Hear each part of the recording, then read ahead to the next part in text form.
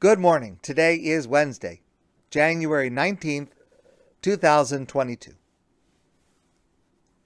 In our Parsha, this week, the Parsha of Yisro, who is the father-in-law of Moshe, comes to visit Moshe and his family and the Jewish people. And as fathers-in-law are wont to do, Yisro sees his son-in-law Moshe at work, and he has some constructive criticism about how Moshe is doing his job. Vayeshev Moshe lishpodes ha'am. Moshe is sitting all day long, adjudicating disputes and answering questions from morning till night. People line up. Vayar Chosei Moshe, and Yisro, the father-in-law of Moshe, sees what Moshe is doing, and he says, Madua to Yoshe levadecha? Why are you the only one answering these questions? And people have to wait in such a long line to be able to see you because you're the only one answering questions. Vayomer Moshe lechosno. So Moshe explains to his father-in-law, Ki yavo elai ha'am lidrosh Elokim. People come to me to ask, what does God want me to do in a given situation? V'chiyeh lahem davar bo elai, v'shafati bein ish ubein reyehu. And when there should be a dispute or a question between two individuals, they will come before me, and I will adjudicate between one and the other.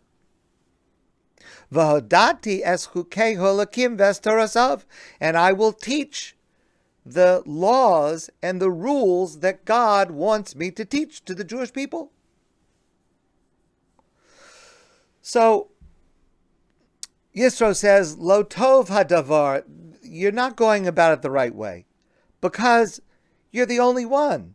Navol tibol gamatov gam ha'am hazeh. You're going to get worn out being the only person who's answering these questions, and the people are going to get worn out that they're standing in line all day long to speak to you, and it's going to take so long. Everyone's going to get worn out. Atashma b'koli, please, now, Moshe, my son-in-law, please listen to me. This is the better plan. The better plan is, you will be the one that goes between the people and God. You will bring questions to God, and you will bring back answers from God about what God wants. And you will teach them the mitzvos and the laws. And you will show them the way that they should go. And the actions, the behavior that they should practice. And so it goes on to say, but you should appoint judges, and there should be other judges who can hear simpler cases, and the more difficult case will come to you. So there is a sharing of the responsibility. But notice, please, that the role Yisro gives to Moshe is wider, more encompassing than the role Moshe originally saw for himself. Let's focus on this just for a moment. Moshe said, my job is, when there is a question or a dispute, I teach God's laws and commandments. That's what I do. When Yisro is giving his suggestion to Moshe, Yisro says, yes, you should teach the people God's laws and commandments and answer the questions, but Yisro adds a phrase that Moshe had not mentioned. But something else you should also be doing is V'hodata lehem es haderech yelchu ba. You should be showing them the way that they should go through life. Ves hamase asher yasun, and you should show them the behavior that they should utilize. That's a wider role. That's not just giving answers to questions. That's something wider about life in general. And Moshe recognizes this addition and accepts it, because the Torah says, a few psukim later, Vayishma Moshe lekol chosno, Moshe listened to his father-in-law, Yisro, Vayas kol asher omar, and Moshe did everything that Yisro had suggested. So what is this added role that Moshe himself didn't realize at first that this was part of his job, but Yisro is expanding to include this as well? The Talmud says that this involves a category known as lifnim mishuras hadin, going beyond the letter of the law, showing extra piety, showing extra sensitivity, even if it's not required, but going a step further in empathy, in caring for another.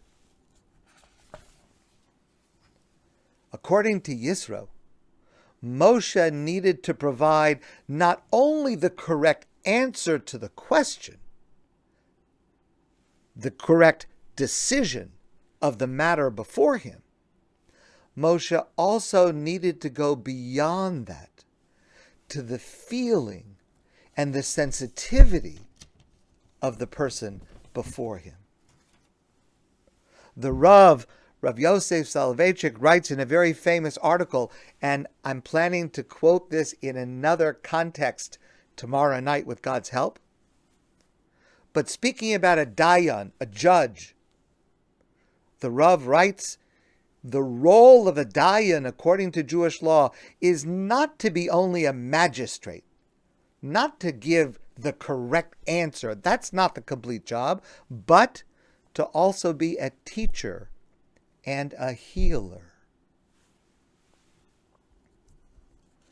In fact, this is the mark of our greatest Torah leaders.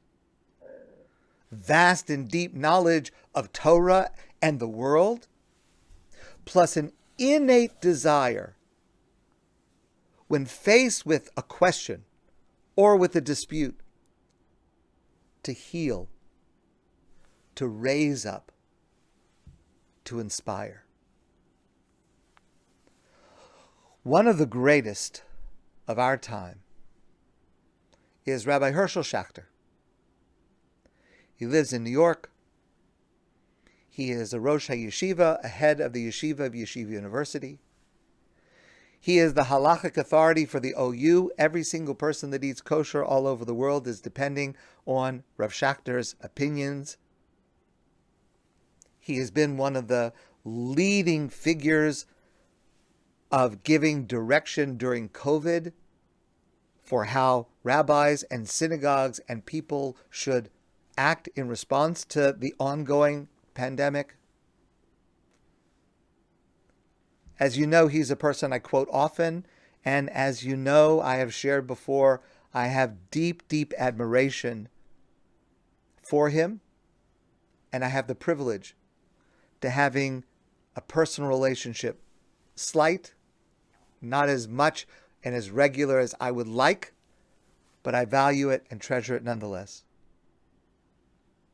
Rav Herschel Schachter has a firm grasp on every detail of every area of Jewish law, plus the humility to learn from everyone, including every expert whose wisdom is required to be able to answer difficult modern questions today. And Rav Schachter has a deep, deep feeling for the sensitivity of every individual and for the need of his words to bring them not only truth, but also healing and encouragement. Just one small example.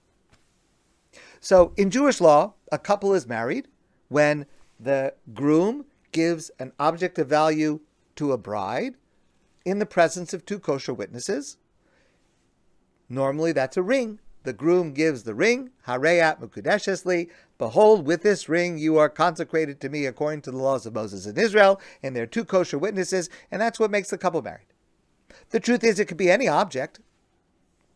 Some Sephardic groups actually use a coin instead of a ring, but that's not so widely practiced. It's almost universal that we use a ring for various reasons, legal reasons, Kabbalistic reasons, other reasons. We use a ring under the chuppah. There was a man, a religious Jewish man, who had not always been religious and was not so knowledgeable about the details of Jewish law, but he cared about it. And he was once listening to a lecture given by a rabbi. And the subject was the standards and requirements of a Jewish wedding ceremony. And the rabbi said that, which is correct, that the witnesses under the chuppah at a wedding, for a Jewish wedding, they must be kosher witnesses, meaning, among other things, they cannot be related to the bride or to the groom or to each other in any way. First cousin, second cousin, third cousin by marriage, it doesn't matter. Any relationship, familial relationship whatsoever, invalidates that person from serving as a witness. That's the law. After the class, this man called the rabbi, and he said, what am I going to do? My wife and I have been married for 45 years. We have children. We have grandchildren. We have a couple of great-grandchildren. But thinking back to my wedding, and we didn't know so much at that time, one of the witnesses actually was the husband of a cousin on my wife's side. According to what you said, we're in trouble. We have a problem. And this man was worried. I mean, maybe his marriage was invalid after all these years and all these children and all this family. Maybe, God forbid, his children, his family are illegitimate. It's not true. It's not true. But he was worried. He didn't know this. He was worried. He thought some catastrophic mistake would follow him for the rest of his life and doom his family. He was tremendously worried. So the rabbi calls Rav Hershel Schachter. This is what a lot of rabbis do when they get a difficult question. They call Rav Hershel Schachter. It's what I do often. Rav Hershel Schachter heard the details of the case, and he said, here's what you should do. Tell the man to invite 2 kosher witnesses to his home. And from the refrigerator in his kitchen, he should take out an apple. And with the 2 witnesses there, he should say to his wife, Hare at mekudeshes li b'tapuach zeh kedas Moshe v'Yisrael. Behold, you are consecrated to me with this apple, according to the laws of Moshe in Israel, and they'll be married. And that's all you have to do. So the rabbi said to Rav Schachter, Rebbe, why an apple? Why not a ring? So Rav Schachter said, first of all, because using an apple is 100% kosher, it affects the marriage. But also, it is going to be something that's slightly humorous.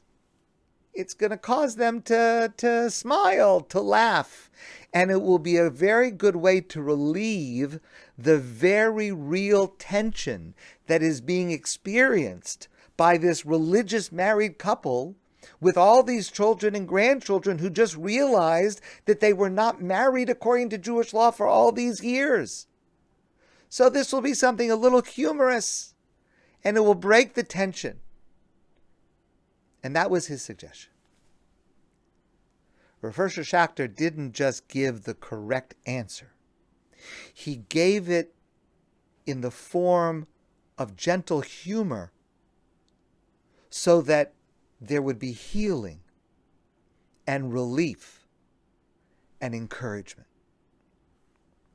Yisro understood this is a necessary component to a true Torah leader in how he or she will address such a situation. And Vayishma Moshe L'kol Chosno, Moshe listened to his father-in-law Yisro, Vayaz Kol Asher Omar, and Moshe did all that Yisro had suggested. My friends, I want to wish you a wonderful day, and I look forward to seeing all of you soon in person.